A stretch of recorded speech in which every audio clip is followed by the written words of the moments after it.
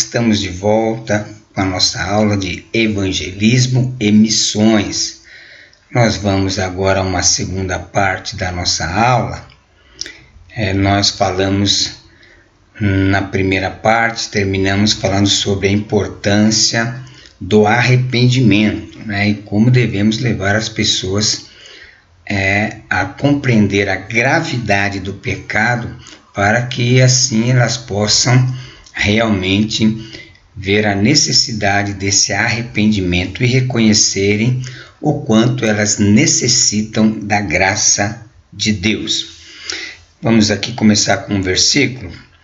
Não somos salvos pelas obras, porém a verdadeira fé produz frutos de arrependimento, isto é, evidências de abandono da vida de pecado.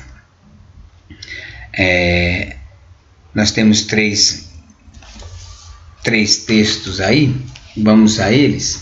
Então vamos lá primeiro a Mateus capítulo 3, Mateus capítulo de número 3, o verso de número 8. Lembrando que eu estou com uma Bíblia atualizada, Mateus 3:8.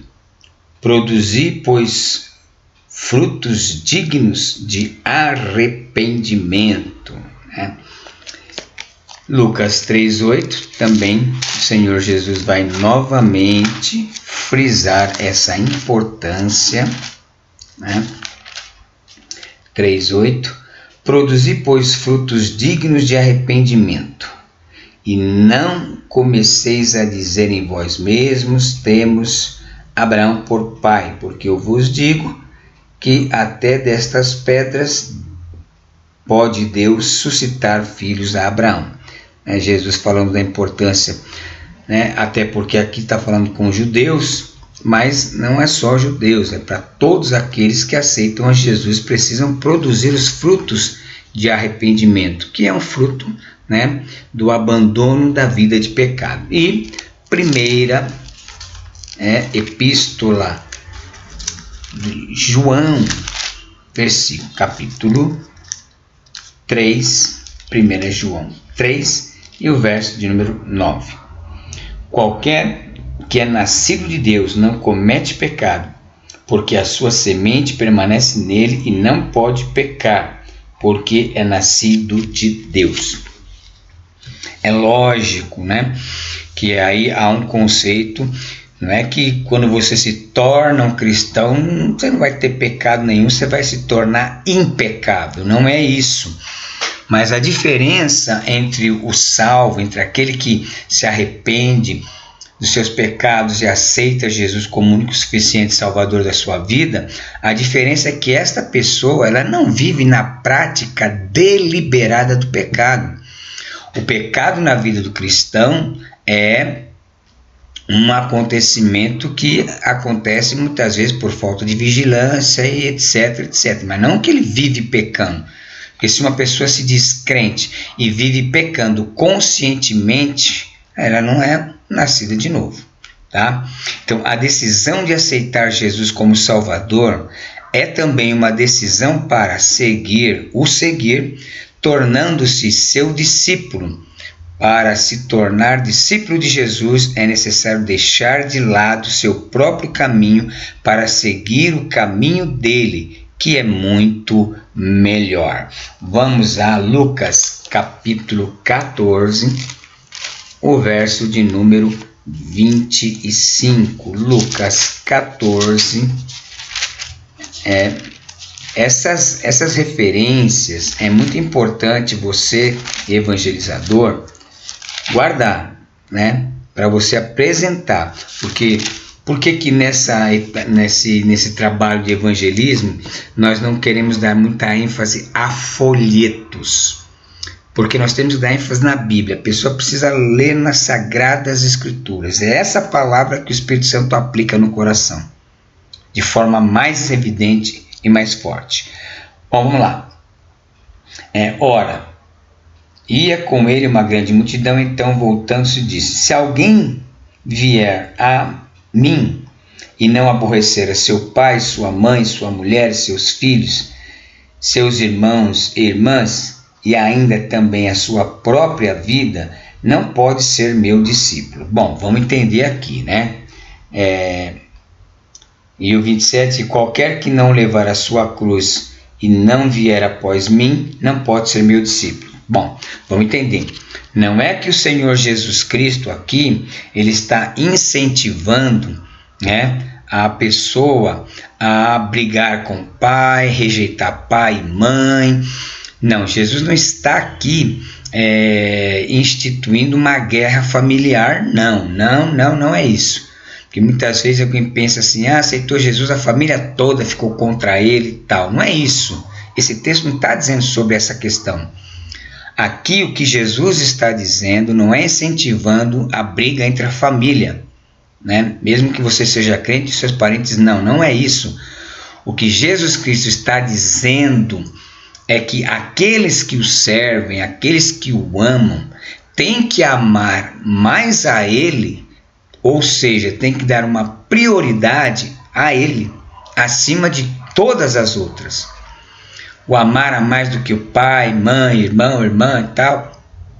Ou seja, se eu priorizo meu pai, minha mãe, meus irmãos acima de Cristo, então eu não estou sendo digno de segui-lo. Agora, eu preciso priorizar ele. Primeiro, a priorização está em cima e só nele. É lógico que eu vou priorizar meu pai, minha mãe, mas nunca acima do Senhor Jesus Cristo. É forte isso aqui, né? Amar mais a Cristo do que a próprio pai, do que a própria mãe, do que a si próprio. Jesus, ele é Deus, né? Lembra de Deus, né? No período de Israel? Olha, vocês não terão outros deuses, vocês não terão nada acima de mim. Eu é prioridade. Então Jesus está dizendo aqui, né?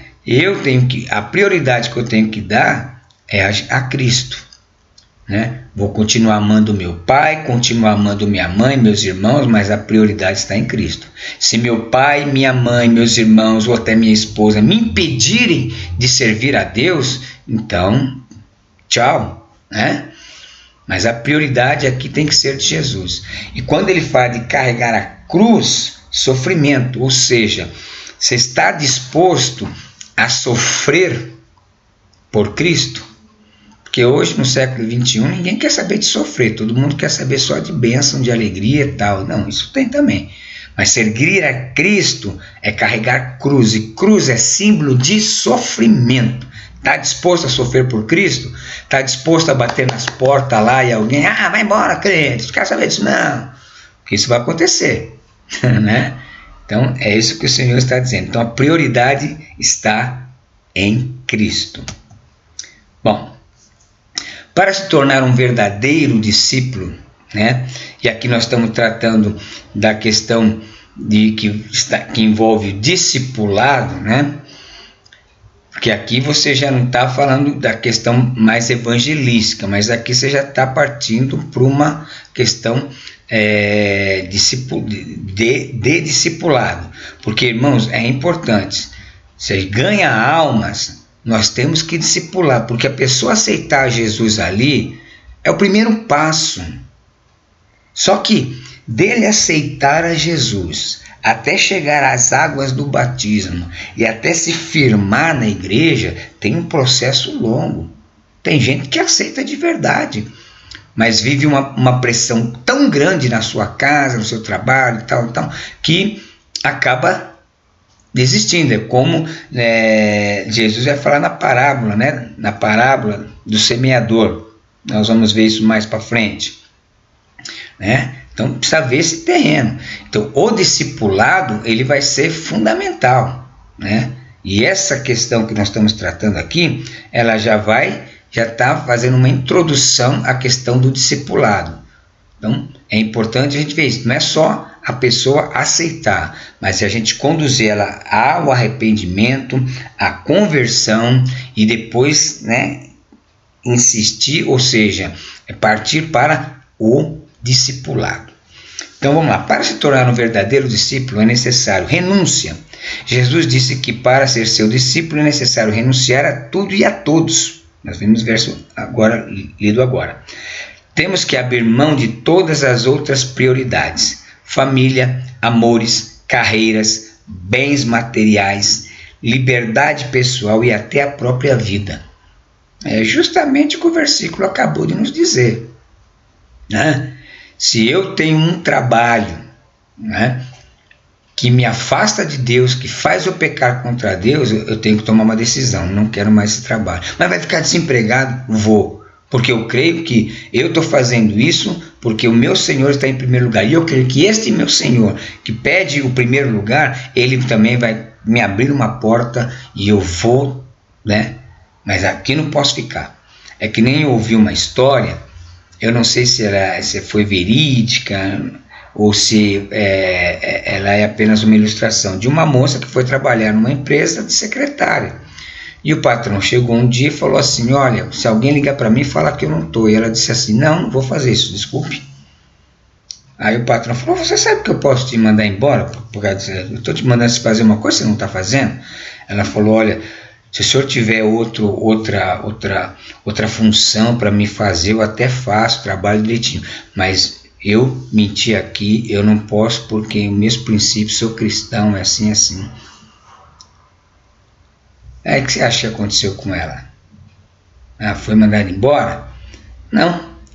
O homem pensou, falou: meu Deus, olha essa fidelidade, essa moça, ela prefere perder o emprego do que mentir, né? Agora, pensa bem, se ela faz isso, eu posso ter toda a confiança nela. Ele mandou ela embora? Não mandou, elogiou, falou: olha, realmente eu vi que você é uma pessoa que eu posso confiar. Então é isso, renúncia, é isso aí, né? Bom, mortificação. Para ser um discípulo de Jesus, é necessário tomar a sua cruz, símbolo de morte, símbolo de sofrimento. Morrermos para nós mesmos, para fazermos a vontade dele. Então, isso é fundamental, né? Porque a nossa vontade, às vezes é uma vontade que, às vezes, não, na maioria das vezes, não é a mesma vontade de Deus, né? Então, desses dois conceitos surge a realidade da necessidade do senhorio de Cristo, pois Jesus não somente, não é somente Salvador, Ele também é nosso Senhor. E se eu tenho Senhor, eu estou na posição de escravo, de servo, né? E se eu estou na posição de servo, eu tenho que estar na posição de obediência, né, da renúncia, né, e de tudo aquilo que exige, né, de um servo para com o seu Senhor. Evangelismo, um convite. A morte de Jesus na cruz como sacrifício pelo pecado da humanidade não proporciona salvação universal. Bom, deixa eu explicar isso aí, senão pode ficar... Quando ele diz não proporciona salvação universal, ele está querendo dizer o seguinte: nem todas as pessoas nesse mundo vão aceitar Jesus como Salvador, porque a salvação não é algo automático. Jesus consolidou a salvação na cruz, com a ressurreição, e, a salvação é para todos, mas ela não é universal no sentido que ela não é automática. Ou seja, se eu estou crente, meu filho está salvo, mesmo que ele não for crente, meu tio, minha tia, minha mãe, não é isso. Então ela não é uma salvação, não proporciona uma salvação universal por isso, porque as pessoas exercem o seu poder de decisão, ou querem ou não querem. Agora, para todos que aceitam, ela é a salvação de Deus. Então, apesar da oferta de perdão ser para todos, sua eficácia é apenas para os que aceitam pela fé o sacrifício de Jesus. Vamos lá? 1 João, primeira epístola de João, capítulo de número 2, e o verso de número 2. Ele é a propiciação pelos nossos pecados, e não somente pelos nossos, mas também pelos do mundo todo. Ou seja, ela é universal no sentido de que todos os que aceitam, né, são salvos. Mas ela não proporciona salvação universal porque tem gente que não vai aceitar. Vamos lá? Romanos 5. Vamos voltar lá. Já fomos em Romanos, mas vamos voltar de novo. Romanos 5, verso 18. 5,18 diz assim: pois assim como por uma só ofensa veio o juízo sobre todos os homens, para a condenação, ou seja, que ofensa foi? A ofensa de Adão. Adão pecou, pecado foi herdado por todos os seres humanos. Por isso que ele vai dizer assim: pois assim como por uma só ofensa, ou seja, a ofensa de Adão, veio o juízo sobre todos os homens para a condenação, assim também por um só ato de justiça.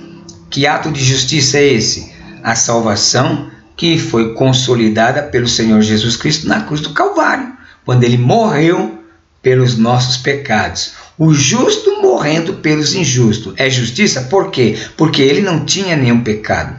Ele não tinha nada que o levasse para a cruz pelos seus próprios pecados. Ele foi puro, santo, mas ele morreu por nós. Por isso que é a justiça.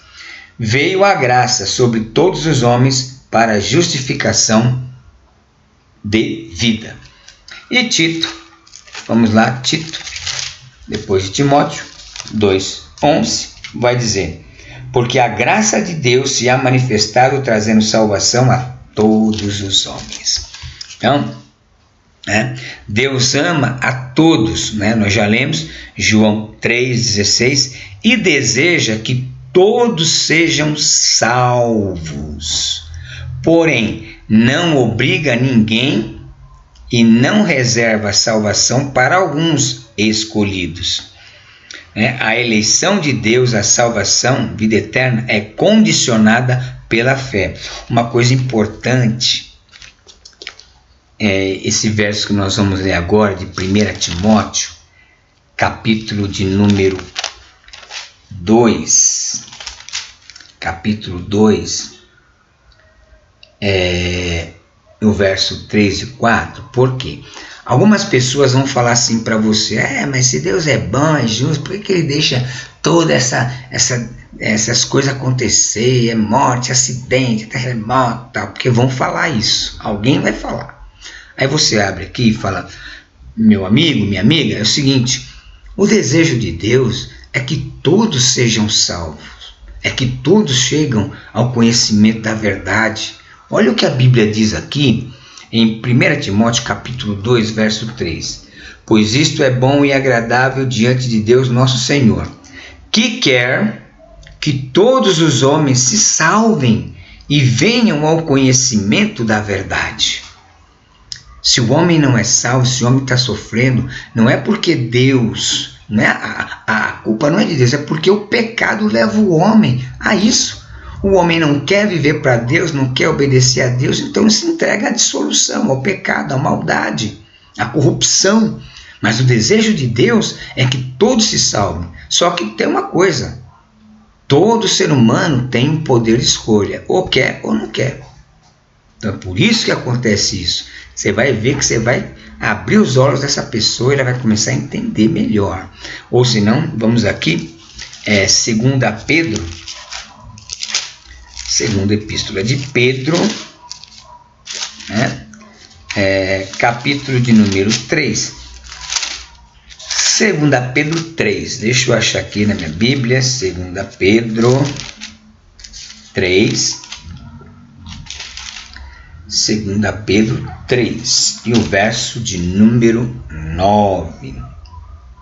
O Senhor não retarda a sua promessa, ainda que alguns a têm por tardia. Ou seja, vão falar: 2000 anos que estão falando que Jesus vem, nunca vem. É esse o assunto que está acontecendo aqui. Então Deus não retarda a sua promessa, ainda que alguns a têm por tardia, mas é longânimo para conosco, não querendo que alguns se percam, senão que todos venham a arrepender-se. Né? E se arrependeu, é o caminho para a entrada no céu. Então, a eleição de Deus é a salvação, é a vida eterna. Só que ela é condicionada pela fé. Quem crer, né, e for batizado é salvo. Quem não crer, tá?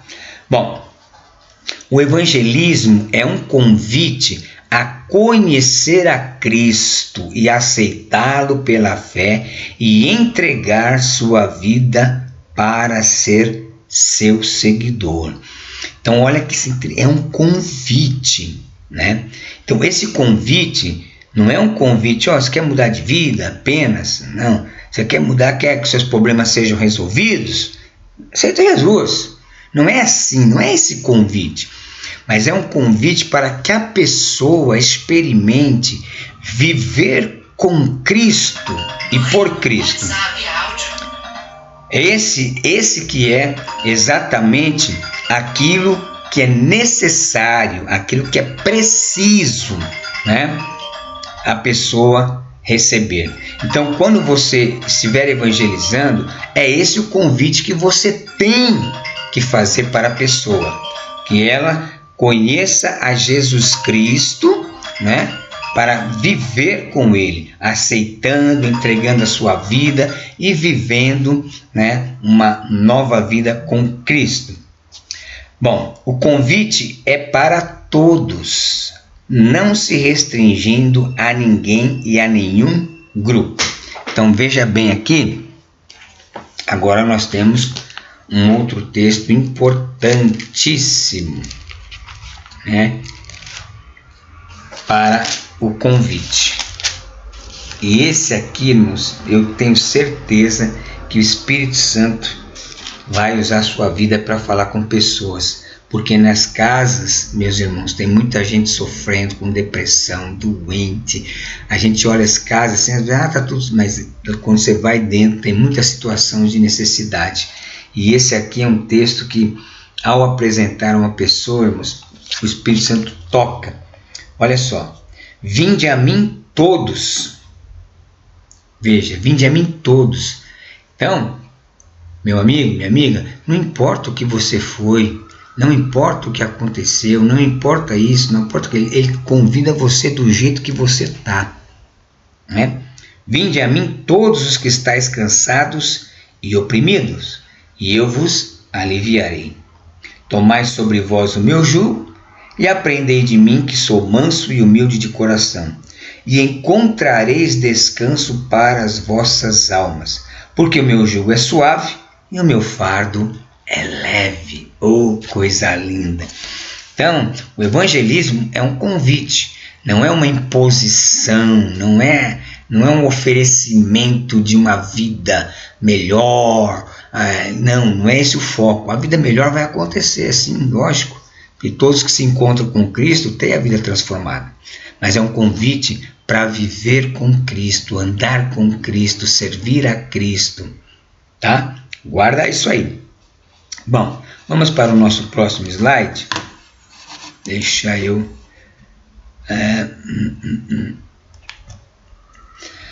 O Evangelho do Reino. Então vamos falar um pouquinho aqui sobre essa questão do Evangelho do Reino. Depois, se vocês tiverem algumas dúvidas, né, algumas coisas que podem surgir, vocês podem colocar aí mesmo, né, no YouTube, ou pode entrar em contato comigo, né, na nossa sede, que eu estou sempre por ali. Bom, o Evangelho do Reino, o reino de Deus, ou reino dos céus, em Mateus, né? Mateus usa a terminologia reino dos céus porque Mateus, ao escrever direcionado ao povo judeu, o povo judeu não fala o nome de Deus, tem toda aquela reverência, então ele coloca reino dos céus, né? O reino do céu, que é a mesma coisa que vai dar como o reino de Deus. Então, o reino de Deus foi um dos temas importantes no ensino de Jesus durante seu ministério terreno, bem como uma de suas grandes motivações.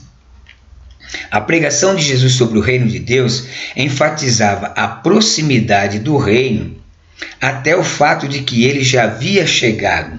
Por que ele já havia chegado?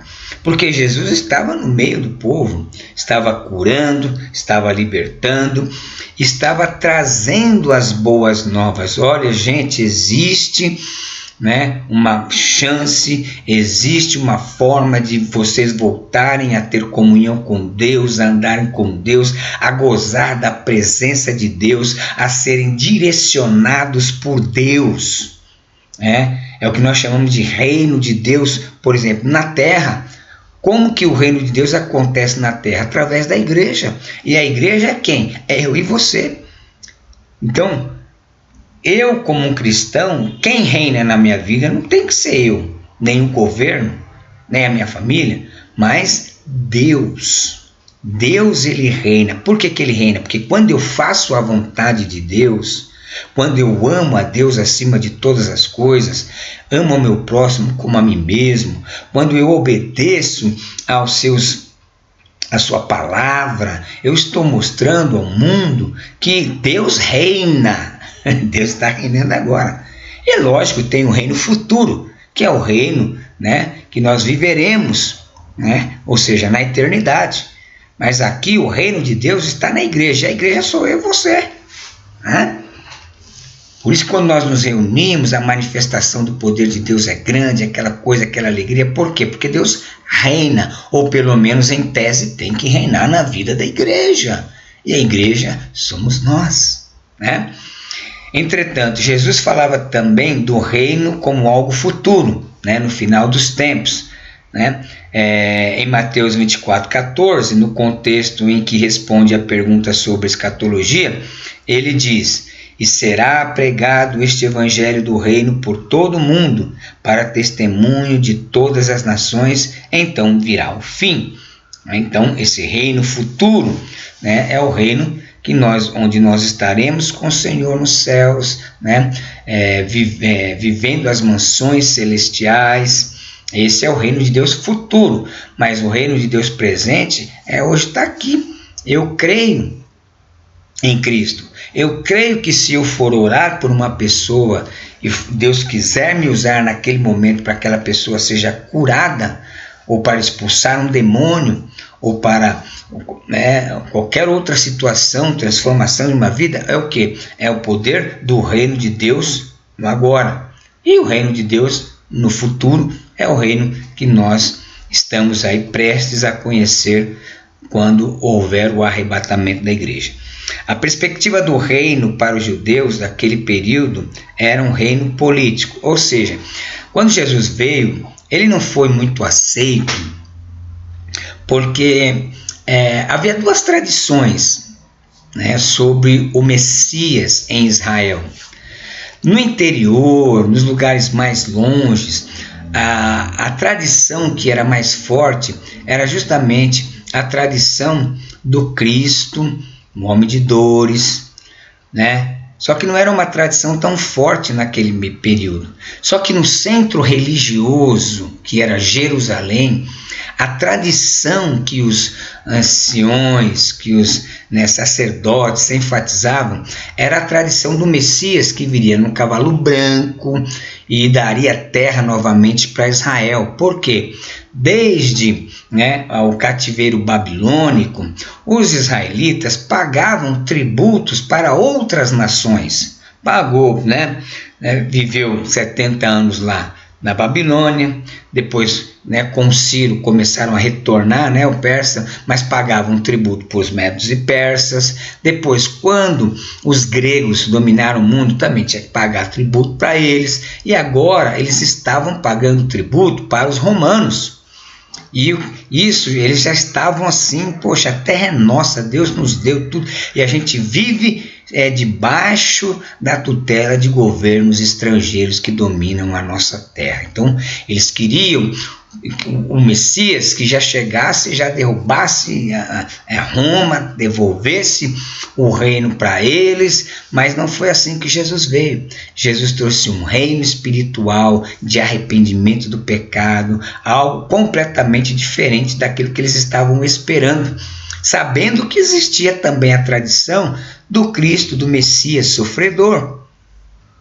Então, só que como lá era o centro religioso, o Messias político, né, que libertaria a nação da dependência, né, no caso ali no primeiro século dos romanos, não veio dessa forma. Então eles não aceitaram também por conta desta situação.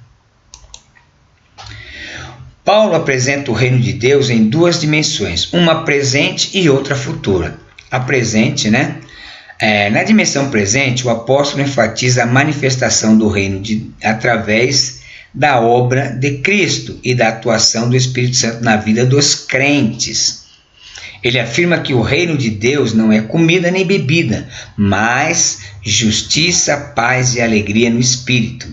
Olha aí, justiça, paz e alegria no Espírito. Né? Então veja, né, o quanto nós onde se manifesta a atuação do Espírito Santo, né? Como é que deve ser a nossa vida? Uma vida de justiça, de paz e de alegria. Bom, destacando que ele se realiza onde a vontade de Deus é obedecida e a sua presença é experimentada. Então, o reino de Deus presente, ele é vivido pela obediência do seu povo e pela presença de Deus no meio do seu povo, como nós experimentamos quando estamos orando, quando estamos cultuando, quando estamos vivendo, né? Então, essa dimensão está relacionada à vida transformada dos cristãos que vivem como cidadãos do reino, aqui na terra, refletindo os valores de Cristo. Oh, glória! Quando nós refletimos os valores do reino de Deus revelados aqui, obedecemos e vivemos, nós estamos vivendo o reino de Deus na terra. Bom, já na dimensão futura, Paulo fala do reino como a esperança gloriosa de um governo perfeito e eterno de Deus. Ele declara que carne e sangue não podem herdar o reino de Deus. O que ele está dizendo aqui? Carne e sangue está se referindo a esse corpo, mesmo nós crentes, crendo em Deus, vivendo para Deus, desse jeito aqui, nós não vamos ter condições de entrar no céu. Aí, se você ler o texto lá, depois lê o capítulo 15 de 1 Coríntios, que é o capítulo mais esclarecedor acerca da ressurreição, lá ele vai dizer que é necessário que este corpo se revista da incorruptibilidade. Isso que é mortal se revista da imortalidade. Ou seja, quando Cristo vier, né, os mortos ressuscitarão primeiros com um corpo incorruptível e nós que estivermos vivos, ou os que estiverem vivos, serão transformados, receberão também um corpo glorificado como Cristo, e aí nós teremos condições de entrar no céu. Todas estas coisas você pode aprender com mais profundidade fazendo um curso teológico.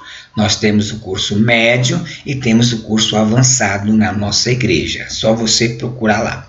Bom, apontando para a necessidade de transformação para entrar nesse reino vindouro. Essa dimensão se concretizará na consumação dos tempos, quando Cristo entregará o reino ao Pai e Deus será tudo em todos, tá? Assim, o reino de Deus é tanto uma realidade presente quanto uma promessa futura, integrando a vida cristã na história, né, atual, contemporânea e na eternidade. Oh, glória a Deus, né, irmãos? Isso é maravilhoso para a nossa compreensão. Bom, agora nós vamos falar um pouquinho sobre a questão, né, do outro evangelho, né? Ou o falso evangelho. E o primeiro deles que nós vamos destacar aqui é o evangelho do legalismo. Bom, o evangelho do legalismo é caracterizado pela ênfase exagerada na obediência estrita a regras e preceitos, muitas vezes colocados acima da graça de Deus. Ele distorce o cristianismo ao colocar a salvação como resultado do cumprimento da lei e das obras humanas, negligenciando a justificação pela fé em Cristo. Bom, para a gente ter uma base, né, do legalismo, a gente volta para a palavra mesmo, né? Quando a gente olha no período de Cristo, quando ele tem os embates com os fariseus, com os saduceus e outros grupos da época que enfatizavam excessivamente, né, a questão da lei, e não somente a lei, mas também as instruções humanas, né, que eles mesmos colocavam. Isso é o evangelho do legalismo, né? O próprio Jesus falou: olha, vocês precisam aprender o que é misericórdia, né? E um exemplo disso, desse legalismo, nós podemos ver na questão de lavar as mãos, né? Os seus discípulos não lavam a mão para comer. Aí Jesus fala: gente, o que contamina o homem não é comer sem lavar a mão, mas é o que sai do coração. Do coração sai o engano, a mentira e a falsidade, uma série de coisas, né? Então não adianta obedecer regras se o coração não está transformado. Não adianta se obedecer regras se o meu interior não foi transformado. Eu vou viver um evangelho de legalismo. Eu vou obedecer todas as regras da igreja, mas aqui dentro estou sendo outra pessoa.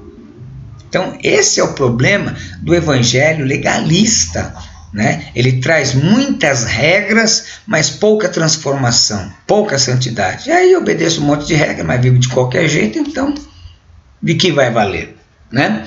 Então, essa abordagem tende a gerar um ambiente de julgamento e condenação, desconsiderando a liberdade que há em Cristo.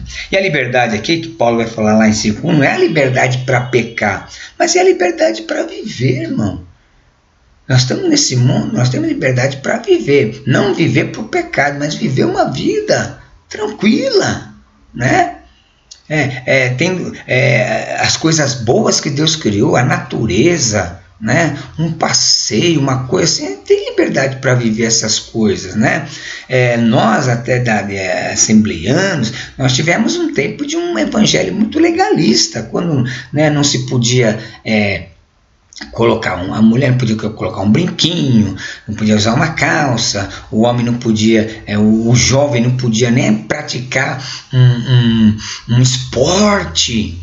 Era uma coisa meio legalista. Serviu para aquela época? Talvez até serviu, mas também muita gente foi posta para fora da igreja por causa desse legalismo.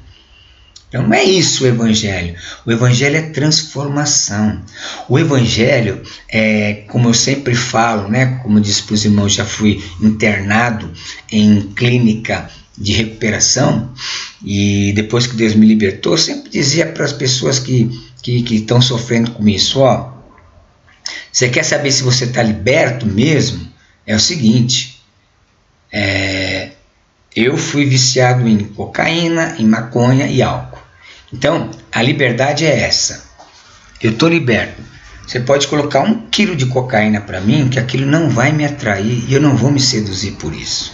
Você pode colocar 1 quilo de maconha, que isso não vai me atrair mais, né? Não sinto nada, nem desejo, nem nada. Pode colocar uma garrafa de bebida alcoólica, não tenho atração nenhuma por isso. Eu posso, mas não quero, né?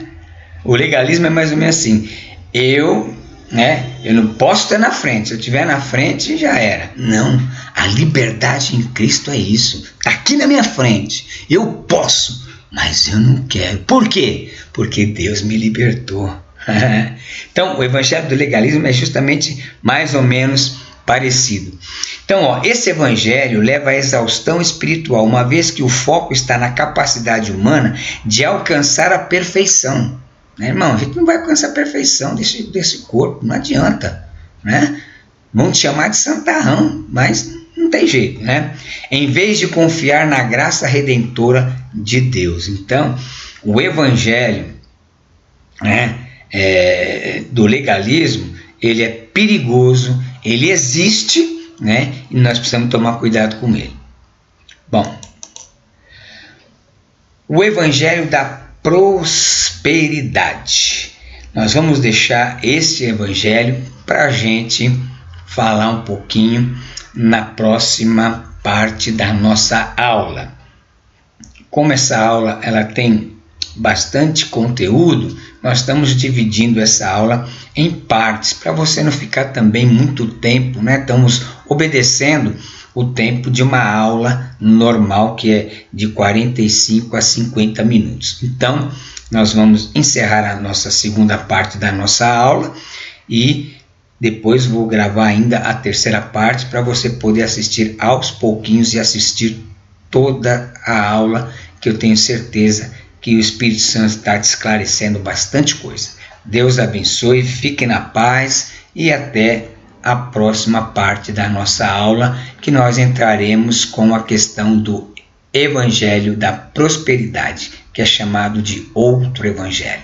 Deus abençoe, a paz do Senhor.